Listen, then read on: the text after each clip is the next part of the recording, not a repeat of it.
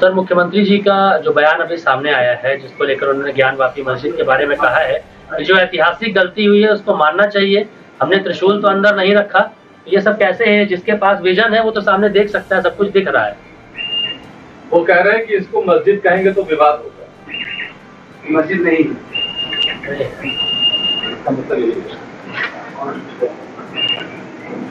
ज्ञानवापी मस्जिद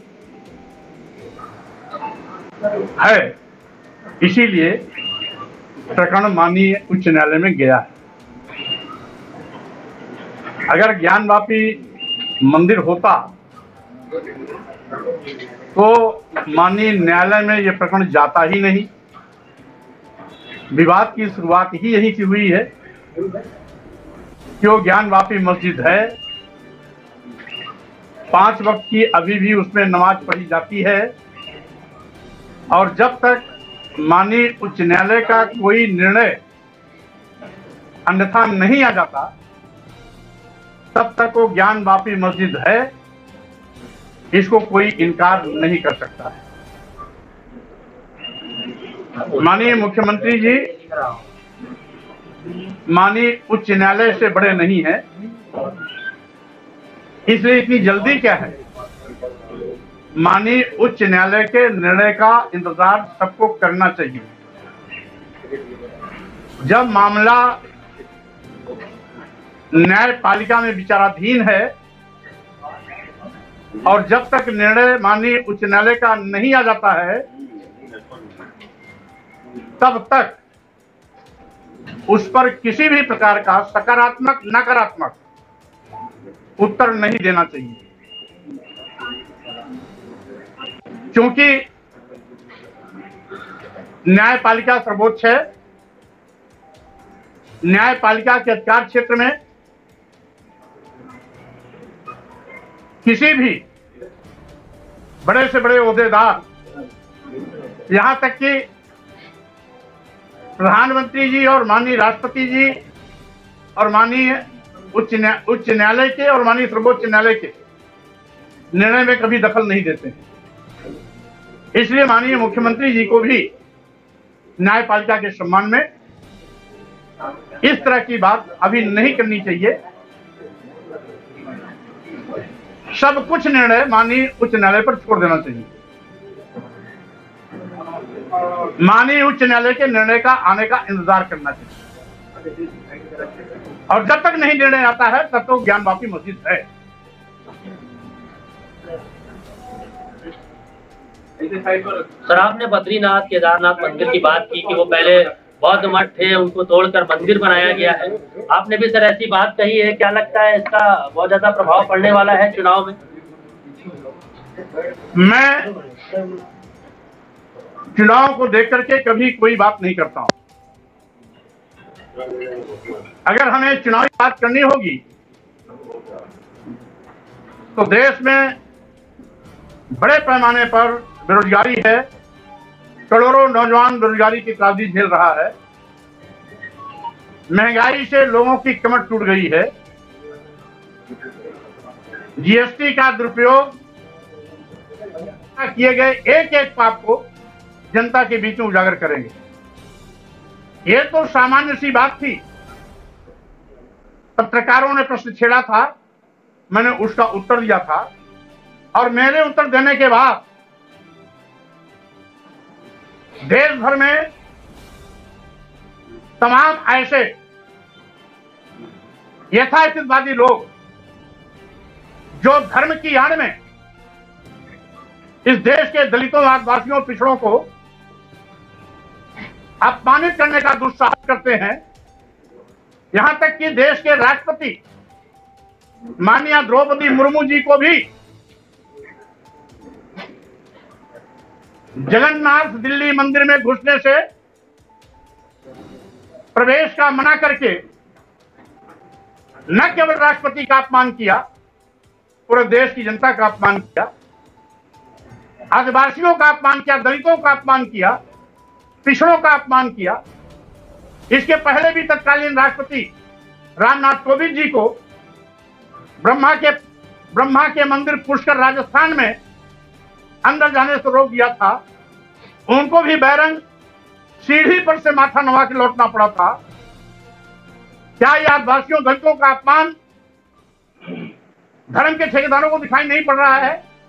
यही नहीं, उत्तर प्रदेश में भी 2017 में मुख्यमंत्री के रूप में अखिलेश यादव जी ने जब कालिदास मार्ग को छोड़ा, यही भाजपा के लोगों ने पहले उसे गोमूत्र से धोया, उसके बाद गंगाजल से धोया।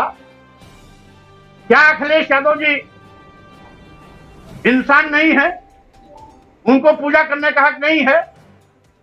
क्या राष्ट्रपति रामनाथ कोविंद जी राष्ट्रपति होने के बावजूद भी भारतीय जनता पार्टी के लिए अस्पृश्य हैं? क्या राष्ट्रपति होने के बावजूद भी द्रौपदी मुर्मू जी इस योग्य नहीं है तो मंदिर में जा सकती हैं?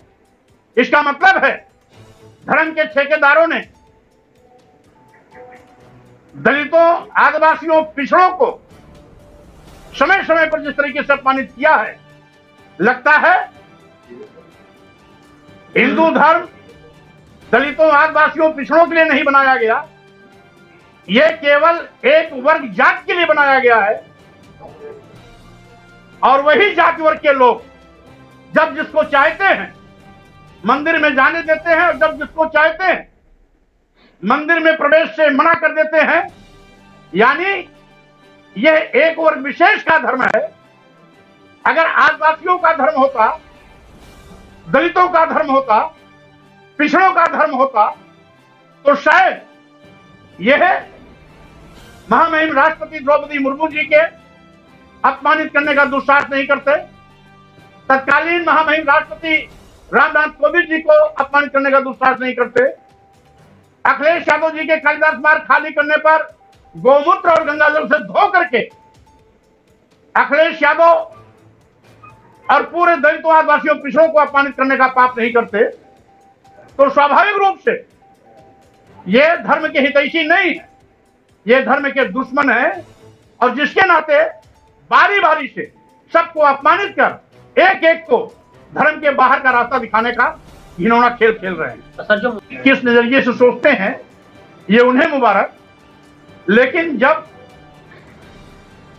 दर्जनों इतिहासकार का इतिहास साक्ष्य के रूप में सबके सिर चढ़कर बोल रहा है, तो किसी को दर्द नहीं होना चाहिए, सच को स्वीकार करने का साहस दिखाना चाहिए। तो मायावती जी ने भी कि नेशन फर्स्ट होना चाहिए, ना कि मजहब की बात पहले होनी चाहिए, जो कि आप कर रहे हैं। इसीलिए तो मैंने कहा कि अगर नेशन फर्स्ट, तो 15 अगस्त 1947 जिस दिन हमारा देश आजाद हुआ, उस दिन के सभी तीर्थ धर्म स्थलों की यथास्थिति को यथावत स्वीकार करना चाहिए।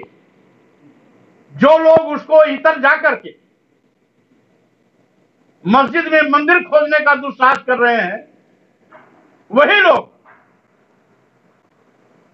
इस विवाद को हवा दे रहे हैं, विवाद को आगे बढ़ने का रास्ता तैयार कर रहे हैं।